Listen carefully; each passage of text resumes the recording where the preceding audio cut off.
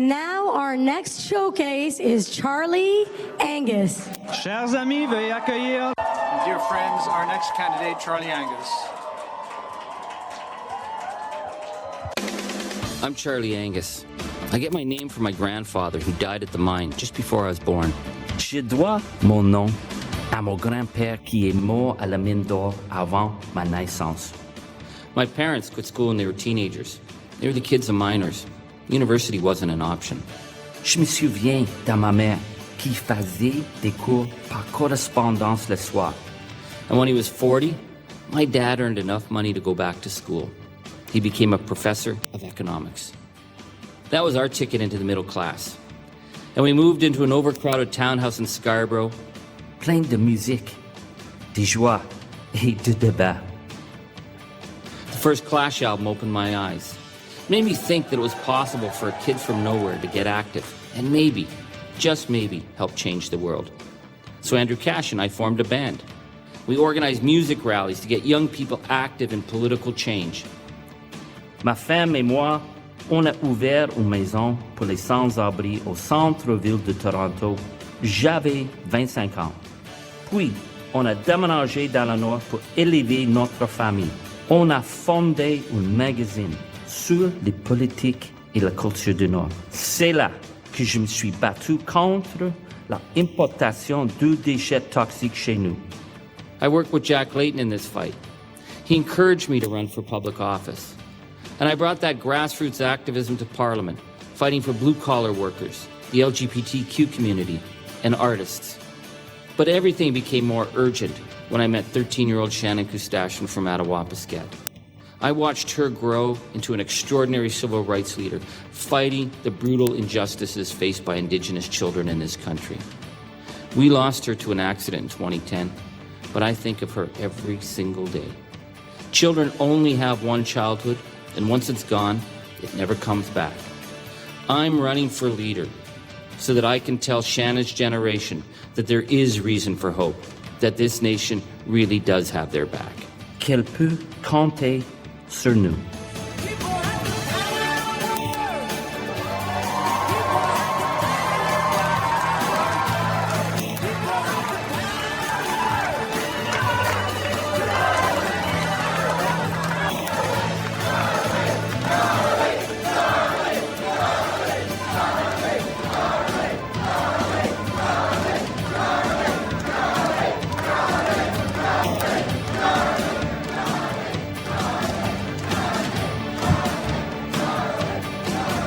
Jack Misway. Thank you. My name is Serena Kustasian, and I'd like for you to take a look at this photo behind me. It's a photo of my sister Shannon. You may have heard of her, but she started the largest youth-driven human rights movement in Canadian history.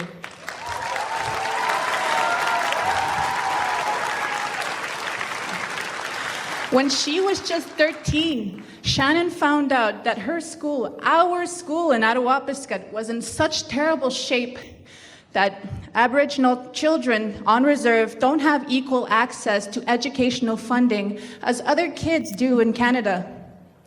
And Shannon, she was always outspoken. And she let everybody know how unfair that was. And the idea caught on. Young people from all over Canada joined in the fight for our equal education. And eventually, after 10 years, 10 long years, we finally got a new school in Attawapiskat. Thank you. And one of the people who helped Shannon and my community the most was Charlie Angus. He encouraged her. He encouraged her to become active because he told her she had a right to be angry. So he helped her go to Ottawa to meet with the Prime Minister, and he also took Shannon and I into his own home and treated us as family. And he took this photo, which has now become the iconic symbol for Shannon's dream. It's been said that true leaders don't create more followers, but create more leaders. That's why I'm supporting Charlie Angus as the next NDP leader.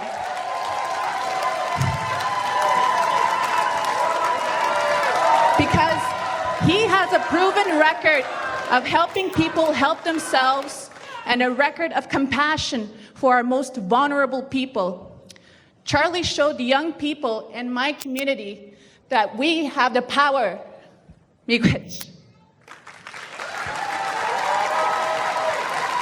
Hi, I'm Jennifer Howard, and I'm here to tell you why I'm supporting Charlie Angus for leader. I've had the privilege of serving as a cabinet minister in an NDP government. I know what we can achieve when we have the power to put our principles into action. I want a leader who can win elections and whose principles have been tested. Charlie is a principled New Democrat. He voted for marriage equality and to protect the rights of families like mine, my wife and I and our 2 kids, even though his own church threatened to kick him out. Charlie se tient debout pour que les enfants et les jeunes autochtones, et il est un ambassadeur de la réconciliation et de la justice. Je travaille maintenant dans le mouvement syndical. Charlie a démontré sa solidarité en visite les travailleurs sur les piquettes de grève. Il se bat depuis toujours au nom des travailleurs. Et il sait que la défense de notre environnement doit se faire en défendant également les bons emplois. Charlie is real. He is authentic. He speaks to Canadians and Quebecers who have left us.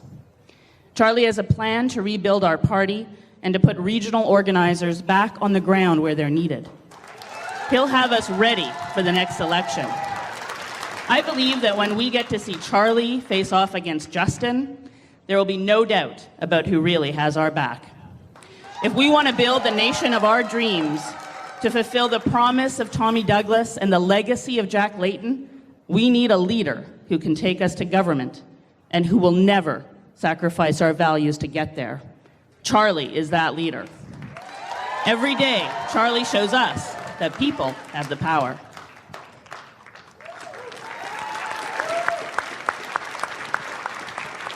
Hey folks, I'm Andrew Cash and I'm thrilled to be here among so many friends. You know, I've had the honor of working with all the leadership candidates. They are all friends of mine. They're incredible people. Nikki, Jagmeet, Guy, and Charlie. But, you know, I've known Charlie Angus for a long time, as he's showed you. And I got to tell you, I have never met anyone with more heart, more passion, and more integrity in my life. Ayant moi-même été politicien, je peux vous dire que j'ai rarement vu quelqu'un qui travaille aussi fort que Charlie.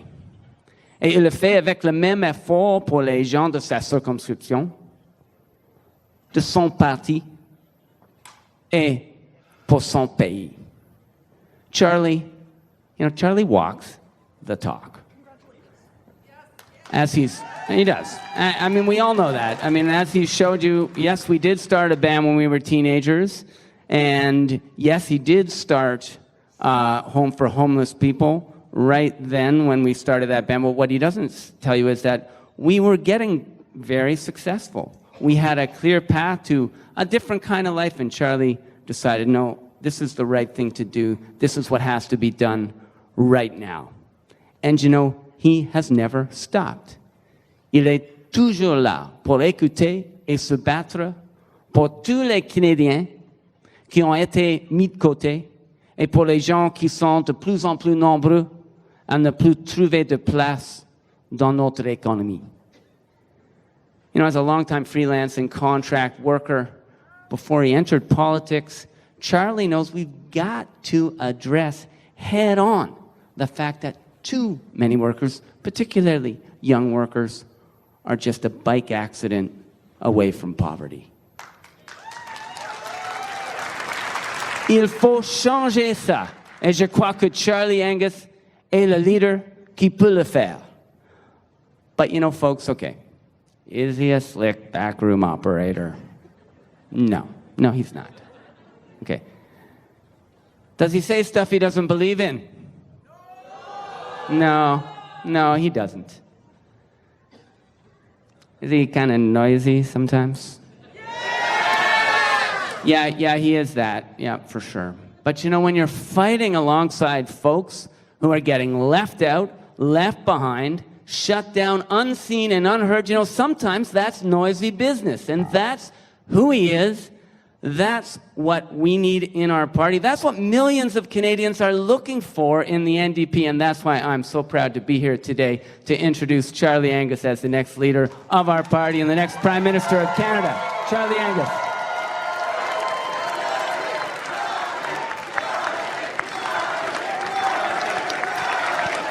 Hello, Hamilton. Merci, Megwitch. Je suis très fier d'être ici avec vous, mes amis. On a réussi. Je suis très fier de marcher dans les pas de Jack Layton, Tommy Douglas, Alexa McDonough, Thérèse Casgrain. Et pendant ce cours, j'ai réalisé c'est que possible de présenter une vision authentique et optimiste de remplacer les politiques cyniques à Ottawa. Et c'est pour ça que je suis ici. And I want to thank my friend Andrew Cash, who I've known for so long and who started me on this road of stirring things up when we were just punk kids. And we're still giving her. And Jennifer, je te remercie pour ton leadership, pour ton dévouement à notre mouvement. And Serena, I just want to say how moved I am that you were here to speak up for me. You know, I remember in grade 8, and you went down to Ottawa to explain the squalor and the brutal conditions that children in Attawapiskat were being forced to live with. And you spoke with such dignity and grace to politicians who didn't have a clue. And remember, afterwards I asked you, I said, Serena, were you nervous when you were speaking in those halls of power? Do you remember? And you said, I wasn't intimidated because I was speaking for my people. You and your sister taught me and taught the nation that Indigenous youth have incredible power to make change. Thank you. And this is why I'm here, to be a partner, to be an ally. Because the days when children go to Ottawa to beg for schools or be left alone on the front lines of a horrific suicide crisis, it has to end. And it will. And I will be in Parliament this fall to look the Prime Minister in the eye and say, enough. Enough with the obstructions, the prevarications, the 150 years of broken promises. Reconciliation, it's not a hashtag. It has to be made real for this generation of children right now. Because I am so tired of going to their funerals. We should be celebrating their graduations. That's what we need to do in this country. C'est clair, mes amis. Les vagues de suicide, ce n'est pas une crise causée par les jeunes. C'est une crise engendrée par le gouvernement canadien. Et quel genre de pays choisit de couper les ailes sa jeunesse? Ça, pour changer ça, que je suis ici. Our movement is needed now more than ever, my friends, in Parliament and on the ground. I was in Vancouver last week, where the eviction rates of seniors is skyrocketing. You know, there is something fundamentally wrong in this country when seniors can't afford to live in the cities that they built. It's got to stop. A national housing program and nothing less. And when I talk with students burdened down with student debt who are unable to live in the cities where they've worked, they've taken the risks. They've invested in their future. And this government has let them down. But we, my friends, are going to make this right. Because this fall, I will go into Parliament and I will challenge Justin Trudeau. Work with us. We can address this crushing level of student debt. Okay, here's the thought. Bombardier CEOs, they call up Justin and they get interest-free loans. Why not Canada's young people? We can make this happen.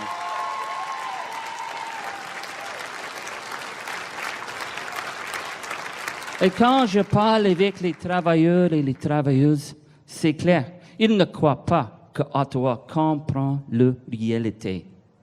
Et cet automne, le gouvernement de M. Trudeau va renégocier l'ALENA. Ça va être un open bar pour les lobbyistes à Ottawa, mes amis. C'est simple. Et, OK, faites-vous confiance à Justin Trudeau, Donald Trump et Brian Mulroney pour défendre vos intérêts, les intérêts des classes ouvrières du Canada? Pas moi. Je serai là pour vous défendre au Parlement. Vous pouvez compter sur moi.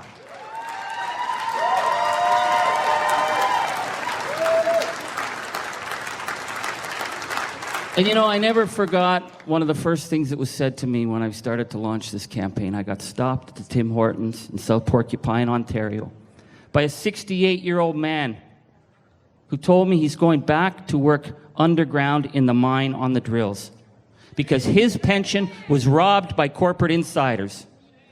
And in Canada, that kind of theft is not only legal, they get bonuses for doing it. Indeed, and he said to me, listen, I've been promised the moon over the years by politicians. I have one simple question.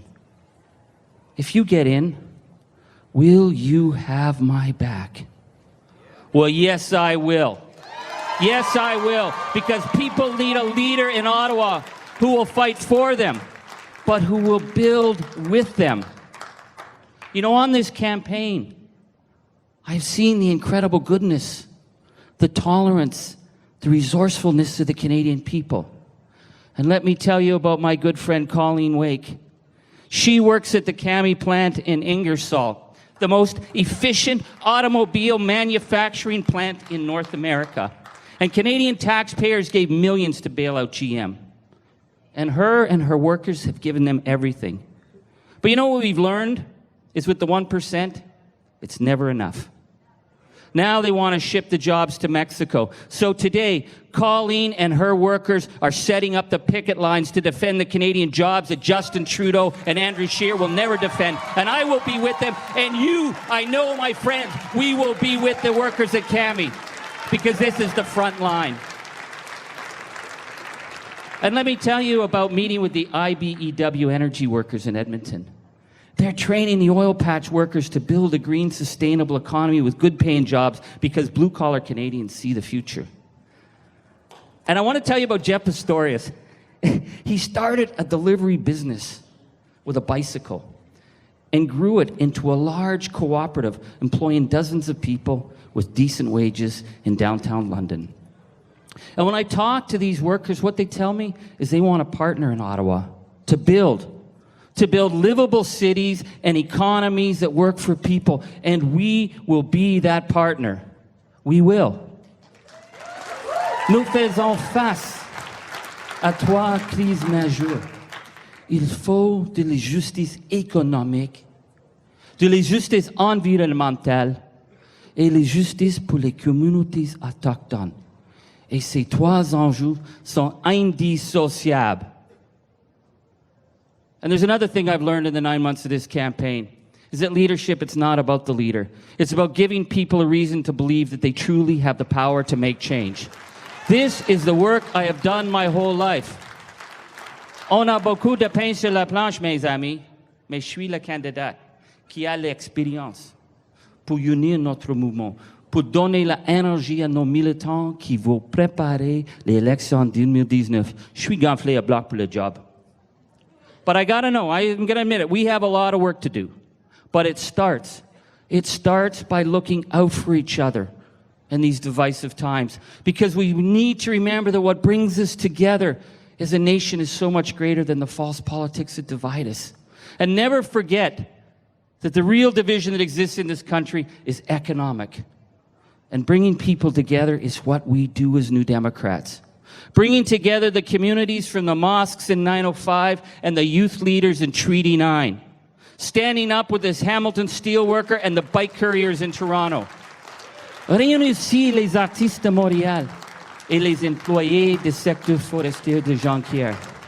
Yeah, the uber rich. They may have the money and the lobbyists and the inside track.